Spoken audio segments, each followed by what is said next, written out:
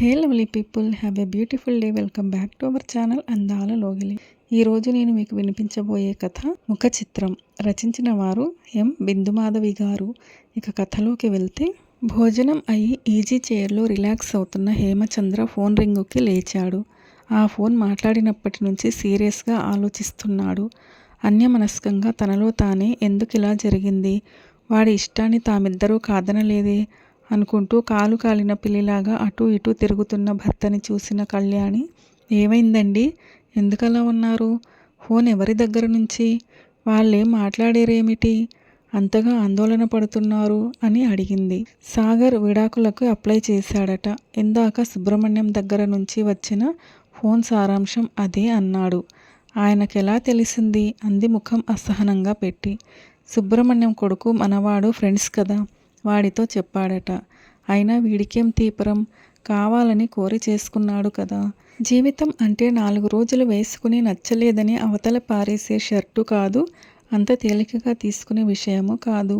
వాడు ఆ అమ్మాయిని మనకి చూపించి, ఈ అమ్మాయిని తప్ప ఇంకొకరిని చేసుకోను అని ఖరాఖండిగా చెప్పినప్పుడు 1కి 2 సార్లు ఆలోచించు. ఒకసారి చేసుకున్నాక కష్టమైన సుఖమైన చివరిదాకా వాళ్లతో సర్దుకు బతకటం నేర్చుకోవాలి అని మనిద్దరం చెప్పాం. ఆ అమ్మాయి నా కొలీగ్, 4 ఏళ్ల నుంచి చూస్తున్నాను. అన్ని విషయాల్లో నాకు తగిన వ్యక్తి. తన వేషభాషలు, మాట తీరు అన్నీ నాకు నచ్చాయి.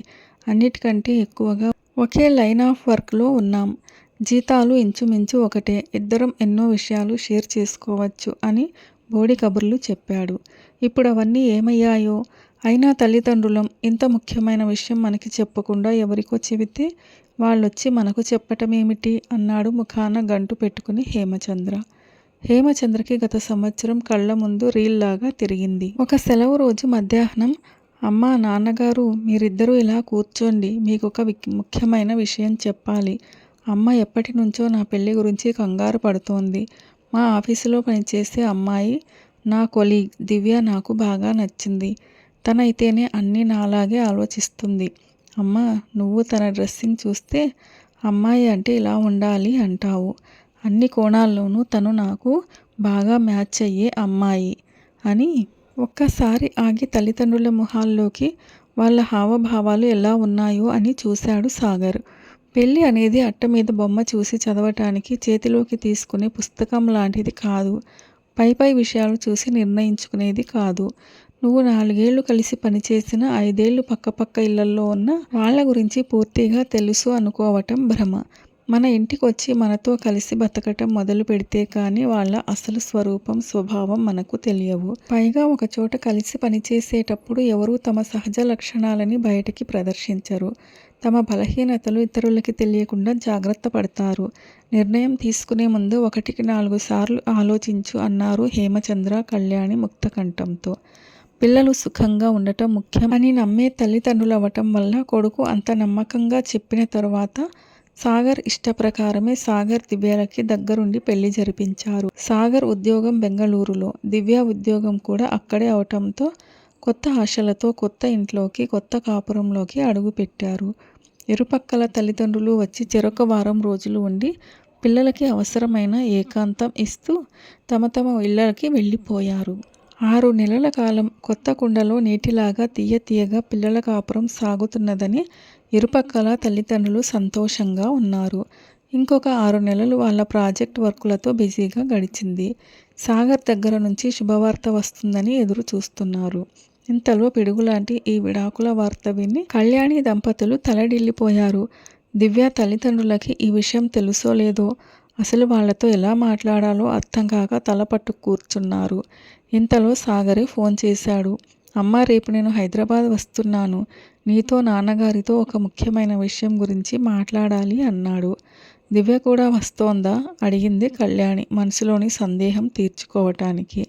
లేదమ్మా, నేనొక్కడినే వస్తున్నాను. వచ్చాక అన్ని విషయాలు మాట్లాడతాను అని ఫోన్ పెట్టేశాడు. కళ్యాణి దంపతులకి ఆ రాత్రి అన్నం సహించలేదు. కంటి నిండా నిద్రపోలేదు.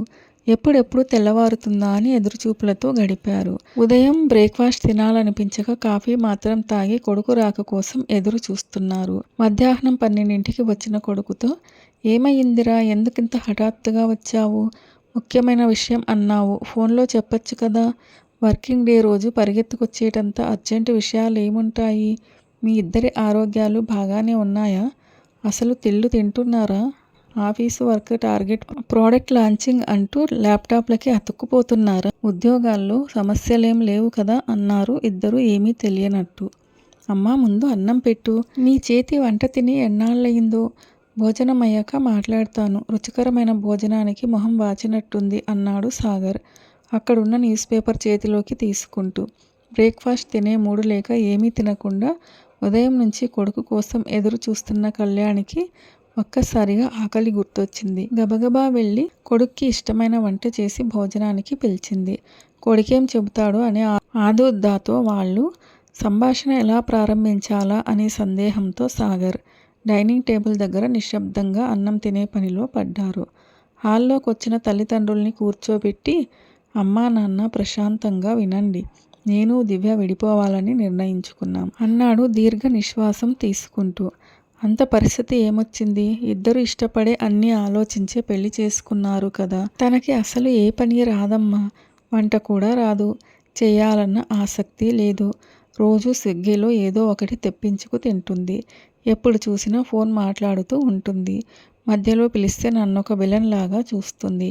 తను వర్క్, టార్గెట్, తన ఫ్రెండ్స్ తప్ప నేనంటూ ఒక వ్యక్తి తన జీవితంలో ఉన్నట్టే అనుకోదు. నాతో ఏకాంతం, బెడ్ షేరింగ్ ఎప్పుడో తప్ప ఇష్టపడదు. తనని దగ్గరికి తీసుకోవాలని ప్రయత్నిస్తే చిరాగ్గా మొహం పెడుతుంది. పోనీ తనని ఆ మూడ్లోకి తీసుకెళ్దామని వీకెండ్స్లో సరదాగా ఏ పార్కుకో వెళదామంటే నువ్వు అడగ్గానే నీ వెంటపడి వచ్చేయాలా?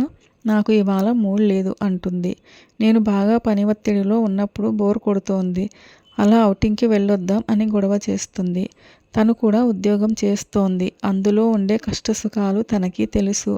అయినా తన మాట సాగాలనే పంతం అని ఆగాడు.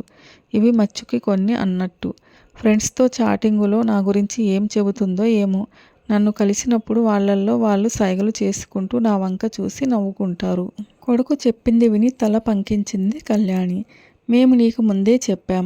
పెళ్ళి అంటే పైపై మెరుగులు చూసి నిర్ణయాలు తీసుకోకూడదు. అనేక విషయాలు ఆలోచించాలి అని. నీకు గుర్తుందా? చిన్నప్పుడు మనం ఇంట్లో తెప్పించే వారపత్రిక కవరు మీద బొమ్మ చూసి నువ్వొక రకంగా, బామ్మ ఇంకొక రకంగా మొహాలు పెట్టేవాళ్ళు. దేవుడి బొమ్మ వేస్తే ఆవిడ సంతోషపడేది. సినిమా హీరో, హీరోయిన్లు బొమ్మ వేస్తే నీకు నచ్చేది. అందులో డాక్టర్ సలహాల దగ్గర నుంచి వంటలు, కథలు, సినిమా కబుర్లు, రాజకీయాలు, గ్రహబలము, పజిల్స్ ఇలా మీకిద్దరికి ఇష్టమైన అంశాలు, నచ్చని శీర్షికలు కూడా ఉండేవి. పుస్తకం తెరిచి చదివితేనే కదా అన్నీ తెలుస్తాయి అనేదాన్ని. వైవాహిక జీవితం ఆ మాటకొస్తే ఎవరితోనైనా కొత్తగా ఏర్పడే పరిచయం ఒక పుస్తకం లాంటిదే. పుస్తకం అట్టను బట్టే ఎలా ఒక నిర్ణయానికి రాకూడదో, పై విషయాలు చూసి జీవితంలో ముఖ్యమైన సందర్భాల్లో త్వరపడి ఒక నిర్ణయానికి రాకూడదు అంది కళ్యాణి కొడుకు మొహంలో ఫీలింగ్స్ కోసం చూస్తూ. సాగర్ 2 నిమిషాలు ఏమీ మాట్లాడలేదు. ఏదో ఆలోచిస్తున్నట్లుగా తల వంచుకొని మౌనంగా కూర్చున్నాడు. తర్వాత తల ఎత్తి తల్లి వైపు చూస్తూ, అమ్మా, నీకు నాన్నగారికి ఎప్పుడు గొడవలు జరగలేదా? ఎలా మేనేజ్ చేసేవాళ్ళు? మీరిద్దరూ గొడవ పడటం నేను చూడలేదు అన్నాడు. నేను కాలేజీలో చదివేటప్పుడు మన సీత ఆంటీ వాళ్ళ వివాహ స్వర్ణోత్సవం అని వాళ్ళు గ్రాండ్ పార్టీ కూడా ఇచ్చారు. నాకు బాగా గుర్తుంది. అసలు పూర్వం అన్నన్ని ఏళ్ళు ఎలా కలిసి ఉండేవారు అన్నాడు మళ్ళీ. కళ్యాణి గొంతు సవరించుకుని, చూడు పండు, ఈ తరం పిల్లలు పెళ్ళి అంటే సర్దుబాటు అనుకోవట్లేదు. అసలు ఆ మాటకొస్తే జీవితం అంతా ఎవరితో ఒకరితో సర్దుకునే బతకాలి. ఎందుకంటే ఏ ఇద్దరి ఆలోచనలు, అభిరుచులు, సమర్థతలు ఒకే విధంగా ఉండవు. నా పెళ్ళికి నాకు 19 ఏళ్ళు. డిగ్రీ పూర్తి అయింది. ఉద్యోగం చేయట్లేదు. ఆ కాలం ప్రమాణాలని బట్టి అమ్మమ్మ వాళ్ళు నాకు పెళ్లి చేశారు. పెళ్ళికి కుటుంబ నేపథ్యం చూశారు. వాళ్ళింట్లో ఏమైనా దీర్ఘకాల రోగాలు ఉన్నాయా అని తెలుసుకునేవారు. ఇంట్లో పిల్లలు పుట్టని వాళ్ళు ఉన్నారేమో అని వాకబు చేసేవారు. పిల్లలు పుట్టకపోతే తమ వంశం కొనసాగదని భయపడేవాళ్ళు. పెళ్ళి అంటే 2 కుటుంబాల మధ్య ఏర్పడే బంధం.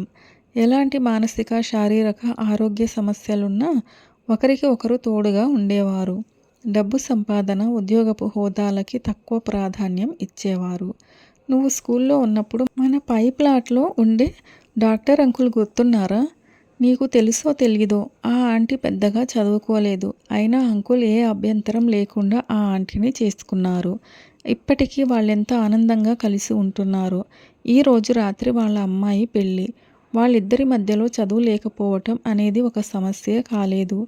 ఆ రోజుల్లో ఎక్కువగా తెలిసిన వాళ్ళు, బంధువులో మిత్రులో సంబంధాలు చెబితే పెద్దలు కుదిర్చిన వివాహాలే ఉండేవి.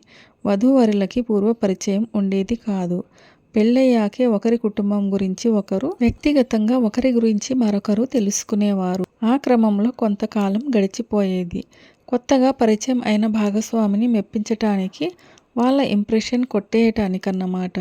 ఇద్దరూ తాపత్రయపడేవాళ్ళు. వారిద్దరినీ పెద్దలు గమనిస్తూ ఉండేవారు. ఎక్కడైనా కొంచెం పొరపచ్చాలు వచ్చే సూచనలు కనిపిస్తే సర్ది చెప్పి రాజీ కుదిర్చేవారు. పెళ్ళయ్యేటప్పటికి నాకు వంట రాదు. మేము వేరు కాపురం పెట్టినప్పుడు తరచూ కూర మార్చేయటం, పాలు పొంగించేయటం చేసేదాన్ని. నాన్నగారు పోనీలే బంగారం, ఇదొక వెరైటీ అనుకో, ఇప్పుడేం లోపం జరిగిందో గుర్తు పెట్టుకుంటే రేపు అలా చేయకుండా ఉంటే సరి. కొన్నాళ్లకు నీకే సరిగా చెయ్యటం తెలుస్తుంది. అభ్యాసం కూసు విద్య అన్నారు పెద్దలు.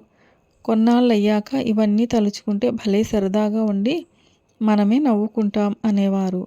ఎప్పుడూ విసుక్కోలేదు. మా అమ్మకి కానీ వాళ్ళ అమ్మకి కానీ చెప్పి ఎప్పుడూ నన్ను హేళన చెయ్యలేదు. పెళ్ళైన కొన్నాళ్ల తర్వాత నేను ఉద్యోగంలో చేరాను. అప్పటికి నాకు ఇల్లు ఎలా నిర్వహించుకోవాలో తెలిసింది. ఈలోపు ఇంట్లోకి అన్నీ నాకు పువ్వులు చీరలతో సహా నాన్నగారే సమకూర్చేవారు.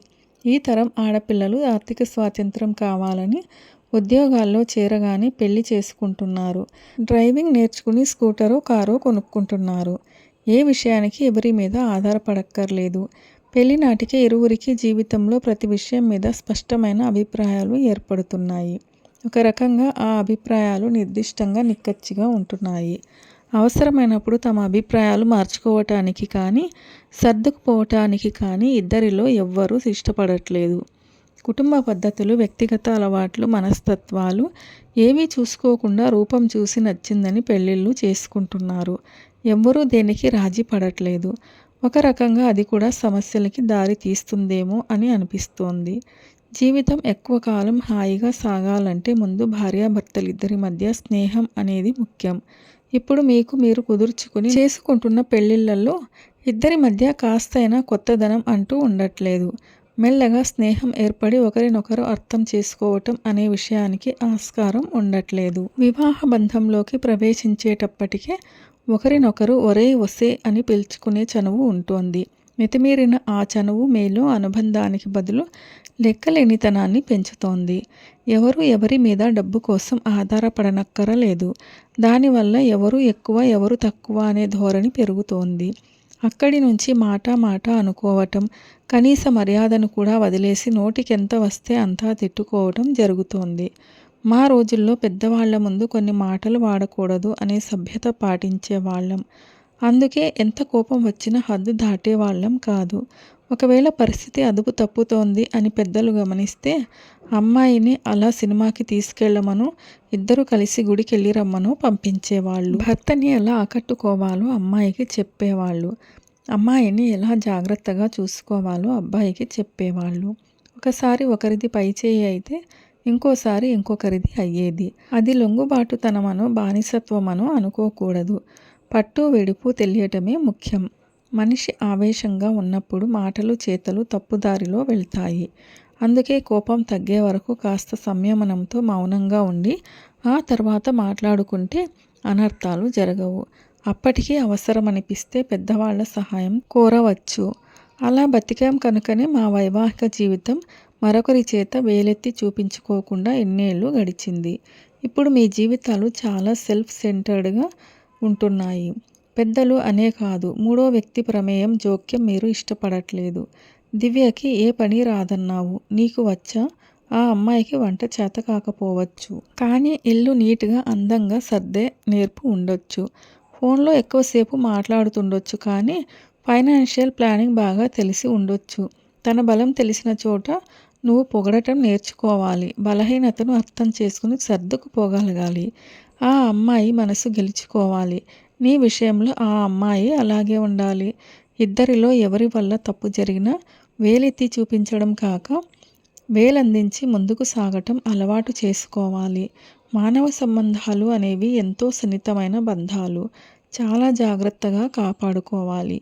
ఆ విఘ్నత నేర్పు ఉన్నవాళ్ళు జీవితాలు చిరకాలం బాగుంటాయి. ఇప్పుడు ఆవేశంలో విడిపోవాలనుకుంటున్నారు సరే, ఇలాగే ఒంటరిగా ఎప్పటికీ బతకలేవు కదా. రేపు ఇంకో అమ్మాయిని చేసుకుంటే ఆ అమ్మాయిలో మాత్రం నీకు నచ్చని విషయాలు ఉండనే ఉండవని గ్యారెంటీ ఏముంది? అందుకే తొందరపడకు. ఇంకాస్త టైం తీసుకుని మరోసారి మాట్లాడి అప్పుడు నిర్ణయం తీసుకోవచ్చు. ఇంతకీ నువ్విక్కడికి వస్తున్నట్టు దివ్యకి చెప్పావా? అసలు ఉద్యోగపై ఒత్తిడులు తప్ప మీ తరం పిల్లలు పెళ్ళయ్యాక మనసు విప్పి స్నేహంగా ఎప్పుడైనా మాట్లాడుకుంటారా? తను చిరాకుగా ఉన్నప్పుడు నువ్వే ఒక అడుగు ముందుకేసి చాలా అలసిపోయావు, కాసేపు రిలాక్స్ అవ్వు, నీకోసం ఇవాళ ఈ వంట చేశాను అని చెప్పి చూడు, ఎంత మార్పు వస్తుందో. పొగడ్తకి ప్రేమకి పడని వాళ్ళెవరుంటారు అంటూ కళ్యాణి దంపతులు కొడుక్కి నచ్చజెప్పి ఇంకొన్ని రోజులు వేచి చూడు, అప్పటికీ కలిసి ఉండలేమనిపిస్తే అప్పుడే ఆలోచించవచ్చు అని తాత్కాలికంగా పరిష్కారం చెబుతూ కొడుక్కి కౌన్సిలింగ్ చేశారు. ఇలా ఎవరో ఒకరు చెప్పకనే ఈ కాలం పిల్లలు ఇగోలతో జీవితాలు పాడు చేసుకుంటున్నారు. చదువులు ఎక్కువై సర్దుబాటు తక్కువ అవుతోంది. మనం అమ్మాయి తరపు అయినా అబ్బాయి తరపు అయినా పెళ్ళంటూ జరిగాక వాళ్ళిద్దరూ మన పిల్లలే. వాళ్ళ జీవితాలు బాగుండటం మనకు ముఖ్యం. జీవితం గురించి అనుభవంతో ఆలోచించగలిగిన మనం ఒక అడుగు ముందుకేసి వీలైతే జరగబోయే అనర్థాన్ని ఆపుదాం. పని జరిగినా జరగకపోయినా ప్రయత్నమైతే చేసి చూద్దాం. అంతా మంచే జరుగుతుందని ఆశిద్దాం అనుకున్నారు ఆ దంపతులు. కాస్త ఆందోళనతో మరి కాస్త ఆశాభావంతో. బిందు మాధవి గారు రచించిన ముఖ చిత్రం కథ ఎలా అనిపించింది మీకు? కథ నచ్చినట్లయితే వీడియోను లైక్ చేయండి, మీ ప్రియమైన వారందరికీ షేర్ చేయండి. అలాగే మన ఛానల్ను సబ్స్క్రైబ్ చేసుకోవటం అస్సలు మర్చిపోవద్దు. వీడియోను చివరిదాకా చూసి కథను పూర్తిగా విన్నందుకు ధన్యవాదాలు. ఇలాంటి మరిన్ని మంచి కథల కోసం స్టే ట్యూన్డ్. అందాల లోగిలి. See you all in another video. Till then keep smiling and be happy.